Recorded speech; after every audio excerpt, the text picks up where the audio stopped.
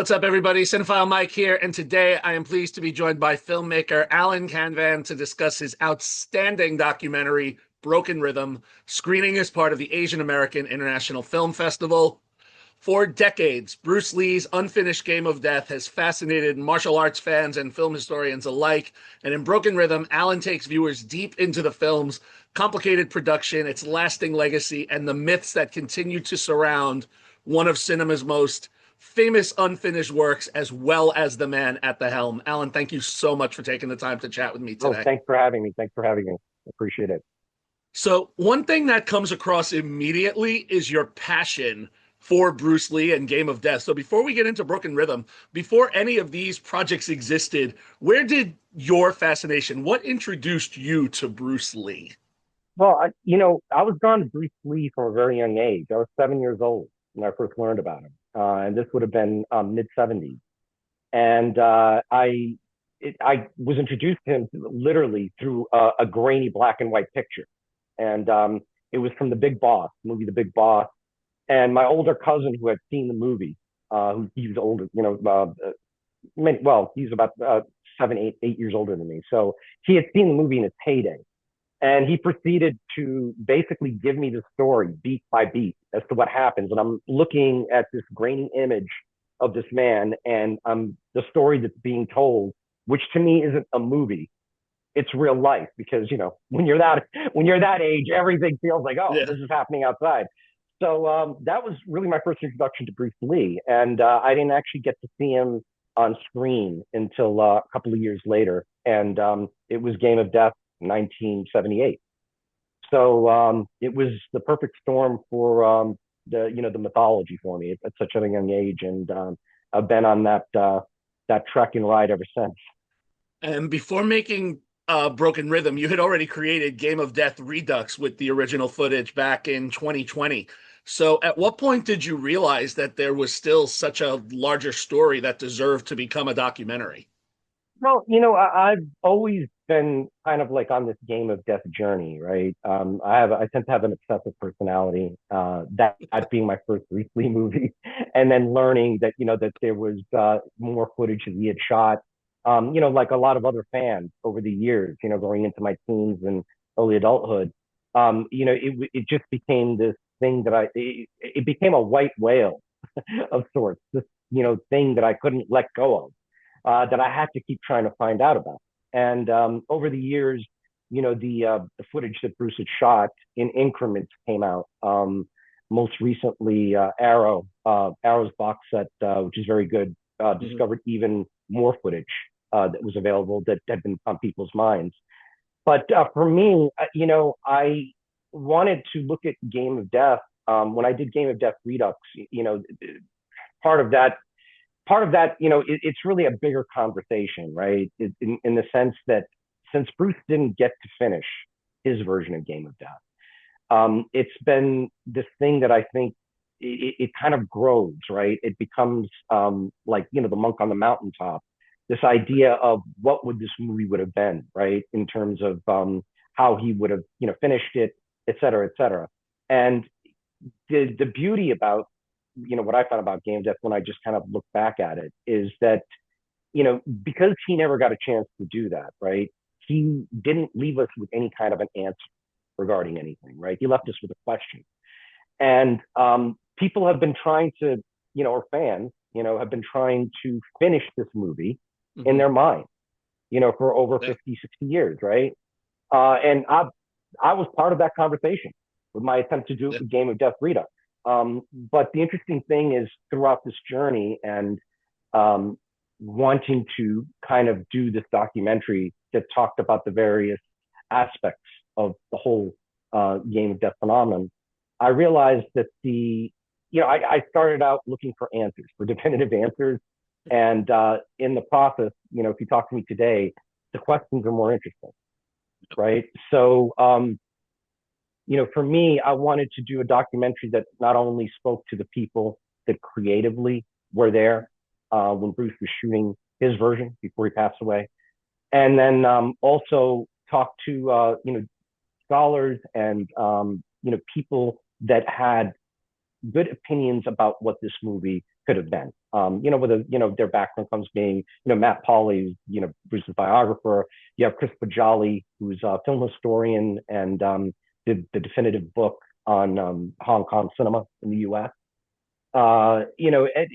People like that. I wanted to get their take on what this movie really ultimately means. And the bigger question for me, of course, is that I was going for, rather than trying to reconstruct this idea of exactly what the film was going to be per se, Right. but kind of like live the question and kind of come to some sense of understanding about the ambiguity, about the creative process, and ultimately, what an artist's legacy is after they pass away. And in that, and because of Redux and you being a part of the conversation, it was really interesting because you're not just documenting, all of this in Broken Rhythm, but you became a part of it, and you're one of the featured subjects in the documentary giving commentary. So as you were putting this together, how did you decide where to draw that line between filmmaker, historian, and participant? Yeah, it's a great question. I tried to keep myself to a minimum. There are far better people that can talk about it than myself. I tend to be kind of the observer and the person that's just kind of like, behind the scenes. But Right. for me, I really just wanted to give a platform to all the people. I was incredibly fortunate with the people that I was able to get for Broken Rhythm. Andre Morgan, who Mm-hmm. was, basically, Bruce's right hand man. Yep. And he was there at a very young age. He was only 20. And he was sitting next to Bruce every day while Bruce was in the making of this film, as well as Enter the Dragon. So, I was incredibly fortunate to have him. Dan Inasanta, Bruce's senior student, and plays one of the Guardians in Game of Death. Mm-hmm. Jihan Jay, who actually recently passed away. Rest in peace. I couldn't have gotten, like a Colleen Camp, although she never worked with Bruce directly. Right. She's a big part of the 1978 film and Yeah. had, a wonderful perspective on Bruce Lee as an actor and as an icon. So, for me, it was really about keeping my voice to a minimum, and only specifically talking about things that maybe some of the other people hadn't talked about, that I felt should be in there. But yeah, that was my guiding, force in terms of how do I balance what I have to say Right. versus, what others are saying. And I'm glad you actually asked me the question the way you did, because for me, one of the big, ideas that I had when I was making this film was that I didn't want to give anybody any easy answers as to, A plus B equals C here, right? Right. I wanted to leave room for contradiction, for ambiguity, for process, and for ultimately for the audience to come to their own conclusion. Mm-hmm. I have people in there saying diametrically opposing things, about what they think about a particular subject. So, the audience is kind of like, oh, okay, well, that's interesting. We're not leading up to something here where, there's an agenda of what the filmmaker's trying to say. Right. I want the audience to wrestle with the questions, because as I said, ultimately, Bruce left us with a question, Yeah. right? And I think that the questions are more interesting, right? Well, and it's interesting you say that because, and I'm maybe jumping ahead a little bit where I was going to go, but I'm going to bring it there. Sure. I'm going to jump here. So, as I was watching and we're talking about the pagoda and the different levels and what's at the top, and as I was prepping to meet with you, I was dying to ask you, literally, as the question popped into my head, I said to myself, I'm like, oh, I want to ask Alan what he thinks is at the top. And as soon as I put that question in my head, I hear you on screen say, it's fundamentally better for the audience not to know what's at the top. Yeah, So, yeah, I mean, yeah. could you expand on that a little bit more? Like, what is it about that mystery? I mean, it was so interesting that it was like you answered my question with another question that I had to go to. Yeah. I mean, so the what's on top of the pagoda, right? The treasure or whatever it was going to be is really the ultimate MacGuffin, right? Yeah. And so you have, the character kind of working his way towards the top. And the audience is expecting that big payoff moment. We're like, okay, finally we can breathe and like we know what's in there, right? And if you go on Bruce Lee forums or talk to Bruce Lee fans, everybody has got their opinion on Right. what it possibly could be, right?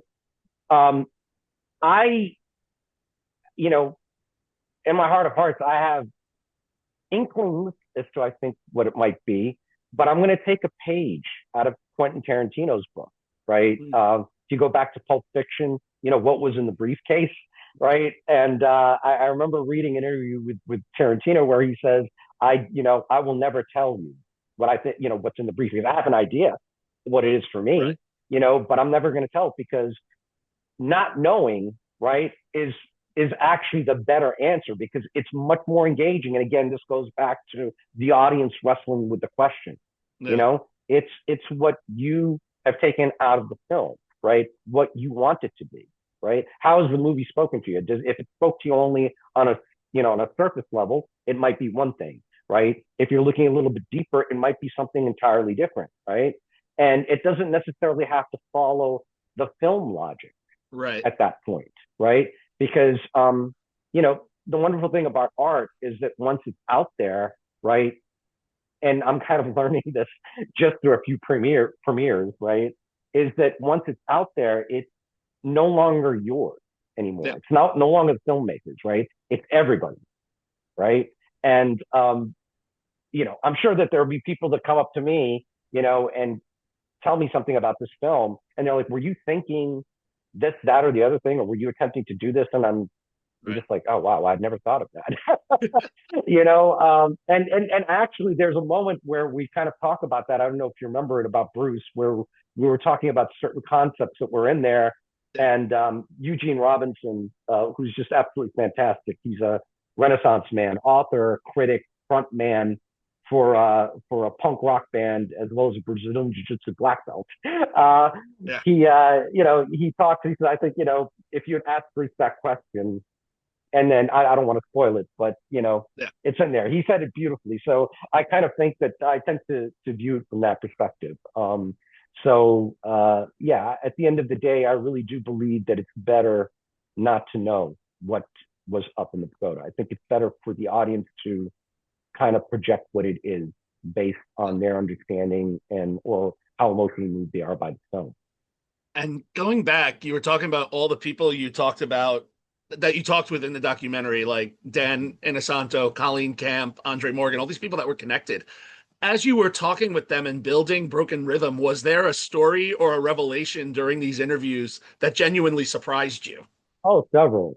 Yeah, several. I think one of my biggest surprises was exactly how loose Game of Death, the Game of Death story was, because prior to this, there have been other documentaries that have explored Game of Death, not quite the same way as mine, but in different ways. And John Little did a documentary back in 2000 called The Warrior's Journey, and he showed a lot of Bruce's script notes, right? And in the notes there was an outline of what the story was going to be. And so for years, ever since 2000, we've kind of had this idea of what the general storyline of Game of Death would be. And in my conversations with Andre, I came to realize that those notes were at a very particular time. They were at the Mm. beginning, the summer of 1972. Right. And as Bruce was going along, shooting from August until October, November, when he left to go do Enter the Dragon, things changed, and then they changed even more after he did Enter the Dragon, Yeah. because he had very different views about the film that he was making based on all the experience and knowledge that he was accumulating working with Robert Klaus on Enter the Dragon. Seeing, one of the things that was fundamental to that was Robert Klaus introduced him to the moving camera, meaning that the when the action was being shot, the camera was moving in, dollying in slowly, in and out through the action. And Bruce loved looking at the dailies, and Yeah. he felt this is amazing. And so for him, going back and shooting Game of Death the way he was shooting it prior to that experience would have been a step back in his mind. It doesn't matter whether, fans or whoever around him would be saying, no, this is great. Leave it alone. Don't touch it. So, but, this is what artists go through, right? This is what a filmmaker will be constantly thinking about and taking in as they're making their film. So, between the fact that Enter the Dragon would have been very successful, which would have then, brought in different players that might have wanted to be part of Game of Death, which by default then would have to mandate that the story changes because you're giving, other people parts that you initially had not counted on. And, these are stars. They're not coming in for, glorified cameo. The movie would have just changed so much, right? So it was really kind of, to get back to your question, one of the biggest surprises for me was just how much was going to change about Game of Death from, the summer of 1972 to the fall of 1973, when presumably he was going to start shooting it again. And then, there were other things too, but that was one of my biggest revelations. And through all of this, I have to say, and I mean, I wasn't even involved with the film, but I feel I need to give some flowers to Christopher Wasmer, your editor, because I would love to talk about how you collaborate to go through what must have been an overwhelming amount of archival footage and material to build into this narrative. How did you two begin this Yeah. process and work to what you delivered? Yeah, it's interesting because Chris is amazing, and he's been my partner and my editor for over 6 years now. We work well together, and he has amazing ideas, and he's a huge part of why Broken Rhythm is what it is. He did amazing work. One of the things that when I first started the story, because we had you talk about we had over 30 hours of footage in terms Right. of all the interviews. Each interview ran at least 2 hours, if not longer. And it was about the paring down and telling the story. I had an outline of what I wanted to do. And I thought that it would take me roughly about a month to figure that out. It took me about 5 months.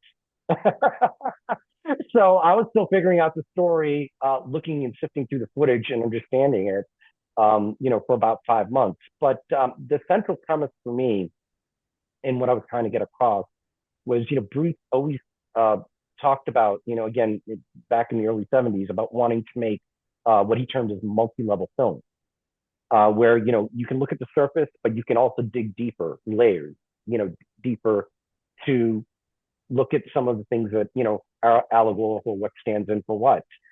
And, he was heavily inspired. It was, this was the time of the late 60s, early 70s. And everybody was inspired by that stuff, Carl Jung in particular, the work of Carl Jung. And that appeared to me, in my interpretation of Game of Death, I could see a lot of that stuff being played out. So when it came time to do Broken Rhythm, I wanted to make a documentary, again, that wasn't just a factual data dump Right. of information about Game of Death and Bruce Lee, but that also had an aspect of what Bruce Lee himself was trying to do with film, right? And so I tried to look at that, multi-level approach, and I had the perfect visual metaphor for that, right? A pagoda with levels Right. to it, right? And so, my central premise of how I came to the story that I wanted to tell was basically that I looked at the pagoda as a stand-in or an allegory for Bruce Lee, the man. And within that, you have, different levels, right? Right. The levels of life, the things that are thrown at you in life, the struggles, right? The triumph of life that you have to go through in order to reach the top of wherever it is that you wanted to go. And then at the top, we have this idea of the treasure, but what comes after the top, right? Yeah. Is it leaving the plane? Is it the top of life? Like when you actually reach, there's, going back to your question about what is the treasure, right? Once you get to the top of the pagoda, what are you left with? You're looking back at the rest of the pagoda, what you've just Right. gone through, which is really looking back at your life, right?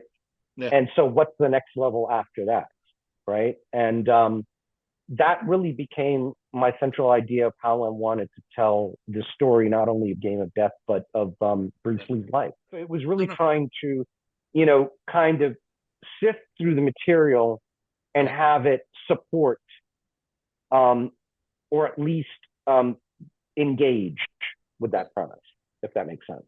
It does. And, just listening to you talk about how you thought it would take 1 month and it took you five, Yeah. and the pagoda and the sketches of the pagoda they show, the pagoda had 5 levels. So I have to wonder about the way you structured this. And I think next time you play the lottery, you should play the number five in there somewhere because you broke your film up into a prelude, 3 acts, and a coda, almost like a Shakespearean play. So, how did that structure come about and how you wanted to shape the way we saw this story? Yeah. I'm so glad that you mentioned that. Thank you. Yeah, I wanted the reason for the acts were, again, to correspond with the different levels, right?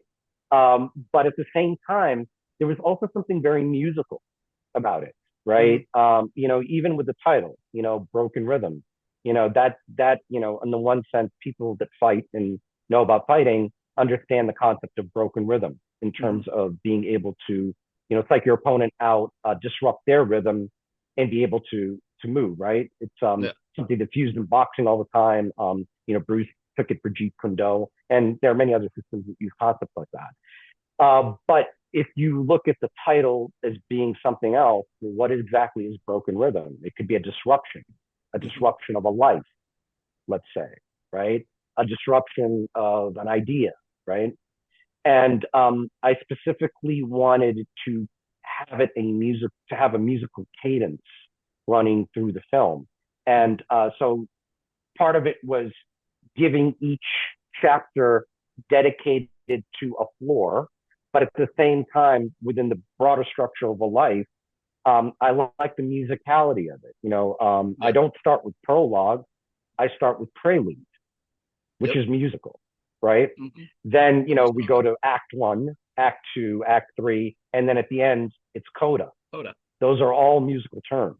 Yep. So and to me it actually felt very apropos in terms of Bruce Lee being very much a musical figure, right? In the sense that he was a dancer, his movement, his Mm-hmm. cadence. Game of Death has a musicality to it, or even any of Bruce's fight scenes.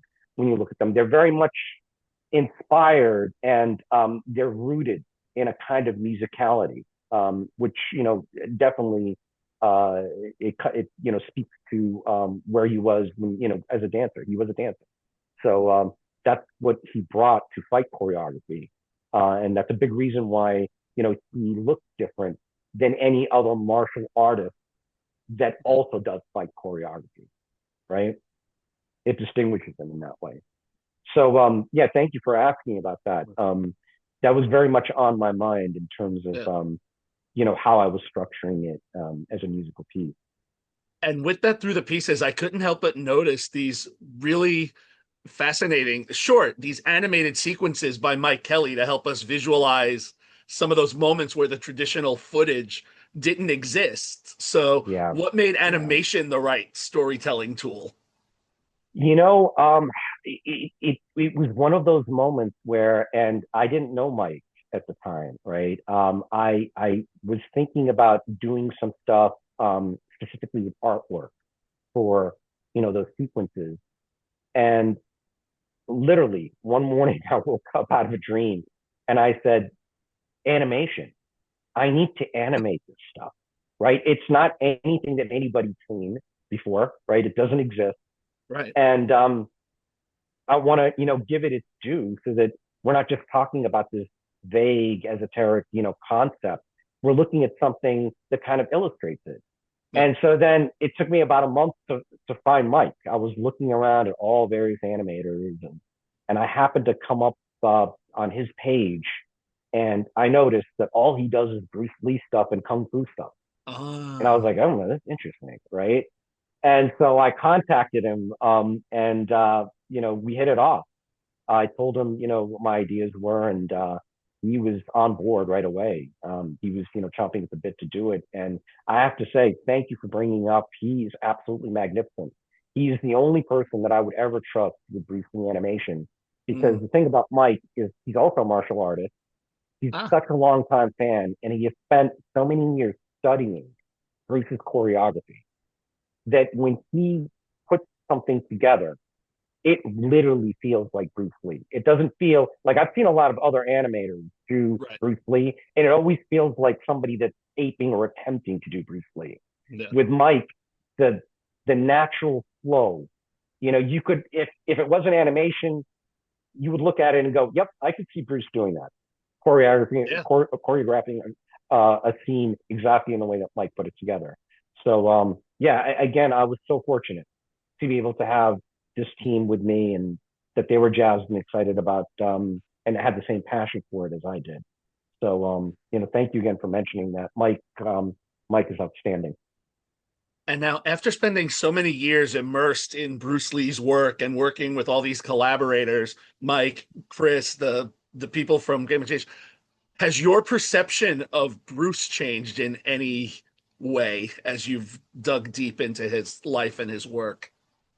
Um, yes. I mean, the interesting thing about Bruce is that the more you know about him, the closer you get to him, the harder he is the harder he is to define in many ways.